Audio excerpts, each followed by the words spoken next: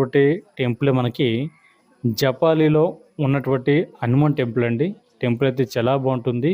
చుట్టూ కూడా కాషాయం కలరు, గోల్డ్ కలర్ తోటి టెంపుల్ అయితే చాలా అద్భుతమైనటువంటి డిజైన్ తోటి ఉంటుందండి.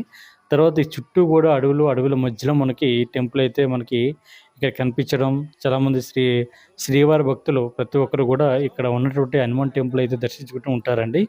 ఇక్కడ చూడొచ్చు కదండీ, అంతా కూడా గోల్డ్ కలర్లో మనకి ఈ హనుమాన్ టెంపుల్ అయితే పెయింటింగ్ అయితే వేయడం జరిగింది. దాంతో పాటు ఇక్కడ ఒక చెట్టు కనిపిస్తుంది కదండీ, చెట్టు దగ్గర చాలామంది శ్రీవారి భక్తులైతే ఇక్కడ ఉన్నటువంటి విఘ్నేశ్వరుడు అంటే చెట్టు ఆకారంలో మనకి విఘ్నేశ్వరుడు అయితే కనిపిస్తూ ఉంటారండి, వినాయకుడు.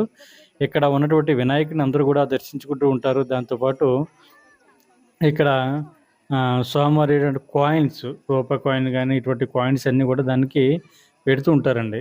అక్కడ వినాయకుడు అని చెప్తూ ఉంటారు, కొంతమంది అయితే హనుమాన్ అని కూడా చెప్తున్నారండి. అక్కడ చూడడానికైతే మనకి